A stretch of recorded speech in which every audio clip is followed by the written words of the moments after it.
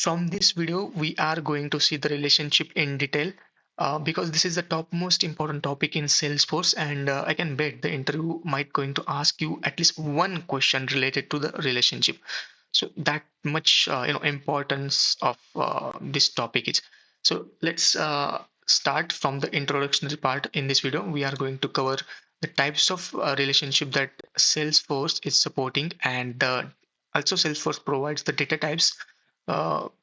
By using that we can implement these types of relationship, like we have the one to many, many to many to many relationship. Then we have the self relationship. So these are the types of relationship, and there are data types that like lookup and master detail. By using that we implement all of this relationship. Fine. Then we have the governor limit.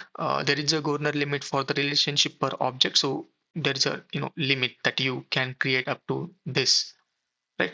Fine. So let's go through the definition. So that relationship is kind of links. It links to object, so the records can be associated with each other. For example, I have the department and employee tab. It is nothing but the object. Okay. So this you can just read it loudly. Department, employee. So you will automatically you will start reading as department, employees. Fine. So there should be at least kind of a relationship they are sharing, like department has an employees, so you need to reference that employees, right? So for example, I have the development department. Let me click in, and you can see this development department. So this is just an record. Okay. This is the record, and related to that it is information. So development department code is this, budget is this. So if I go to the related tab of this record, I can see all the employees currently working in it, right? So how can I see this? Because I have created the kind of relationship so that these employees are referencing to this particular object development. So let's see. Let's click the, I think it was number 3 2. Okay, let me check in first. So this is this is employee number 1. I think his name is R2, and he belongs to development department. So if I click this, I'm going again to the development record.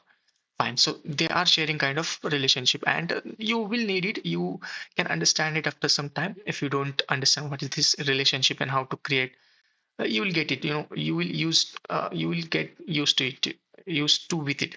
Fine. Now we are going to see the types of relationship that Salesforce supports. So there are multiple types, but Salesforce support only 3 types. That is one-to-many relationship, one which means the parent, and many which means the child. So you need to identify the relationship as a parent child every single time. Okay, fine. So then we have the many, and then we have the many relationship. Okay, many to many relationship is nothing but this is the child. This can be the child and parent both. This can be the child, parent both. Okay, so this is many to many relationship. For example, if I have to give the example, okay, let me think. Yeah, we have the example, books, courses and students, right? So one course can be uh, registered by the many student, and one student can register many courses. So this is the many to many relationship. But in this case, one department has many employees, but many employees cannot have but one employees cannot have multiple departments. Okay, I want to say that. Then we have the self relationship. I don't think I need to explain this, but we will see it later. Then we have the data types to implement. So we have the data kind of lookup relationship field, and then the master detail relationship. So you can even see this master and detail, and this is just a lookup. So which means that I have said you that if you need to identify the relationship, you need to think it as a parent child record. So if it is a lookup, that means parent may be not compulsory, right? But here you can see this master and detail.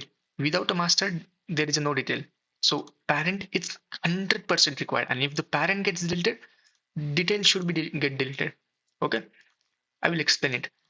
So before going to kind of example, let me explain you one thing here, or tell you that this lookup relationship field and master detail relationship field, we we usually make it on the child. And the second thing, their default behavior is one to many relationship. Okay, so if you add something kind of, you can make it main to many relationship by using some, kind of junction object and tricks, right? So but its default, default behavior is one to many. You will understand it properly after example. So let me go into the first diagram. So we have this project object, and then we have the this oh sorry so we have the project object and the employee object. Then another example, we have the project object again, and then the assignment object. Fine. So in the both the example, I have put project as a parent. And why I put it's because one project can have a multiple employees working on, and one project can have a multiple, project has multiple assignments. It's assignment, right? Fine. So that's why it's kind of, parent child relationship, parent child, parent child. Okay, fine. So they are sharing here lookup relationship, and here empty relationship. So what is it? Lookup is nothing but the parent is required. I mean, parent is required or may not be required. Okay, it's just a loosely coupled relationship. So here, if I delete the project, all the employees get another project, so they will not get deleted. It's not, tightly coupled, as you can see here. So if I delete one project, let's suppose we have the alpha project. Let's suppose we have the developing app project. Okay, so currently there it has assignment to testing, development, and there it is detailed explanation is there. Okay, every record has explanation. So maybe name is same, like testing name can be same for all the project as for the assignment, but in the detail, all the information contained it, it's totally different. So if I delete that particular project, their assignment will get automatically deleted. If not, just tell me why would we complete these assignments without project. Let's suppose client has revoked this project and given to another company, then it's all the assignments we will be going to delete because there is no use. Okay, it's kindly, tightly coupled with project. We have to collect the information of this project, so these are the assignments. So we need to collect this information, this project. Okay, information of this project. So if the project gets deleted, we need to delete this assignment as well. So they are sharing the tightly coupled relationship, and that's why the parent, if the assignment is created, let's suppose we have created the record. Let's suppose testing and developing. Okay, we have created the testing and developing record. Okay, as assignment, but you cannot create without project. Okay, what you are going to test, you need to give the parent compulsory, which is project. You need to give the project compulsory. Then let's suppose we are going to create the development assignment, right? Then you need to go again, you need to give the project, which project you need to test or develop. So you need to give 100%. But here you can say that if the employee is there, employee record is there, let's suppose the regulation is there, so I can give the project as well, or I can say he is on the leave currently, he is not on any project. Okay, the parent is not compulsory. So fine. So there are two types of relationship, as I said, lookup and MD. Fine.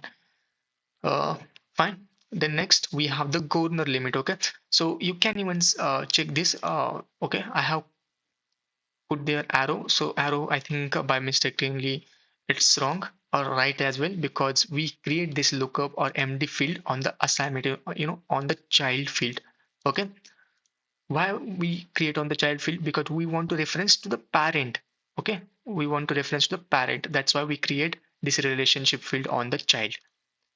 I hope you understand it properly. Then let's see. I think yeah, we have just seen the lookup field and master detail field. Can we see, or you can say that we have just seen the one to many relationship and lookup and MD. So let's see the many to many relationship first. I'm not going to explain it in detail, but I will explain in simple word. I think I have said you, given you the example, like we have the students and we have the uh, courses, you know uh, I mean courses object. Fine. Then we have the self relationship. So the best example is account object. So I would have shown you, but it would take a lot of time, but you can understand it very So let's suppose we have the account object, right?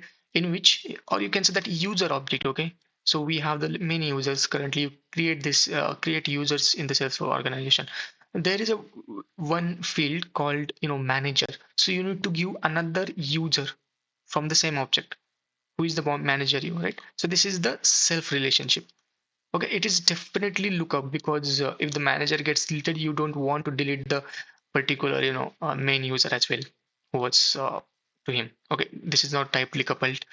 I mean, tightly coupled relationship, and the Salesforce also does not give you the option to create, master data relationship as a self relationship.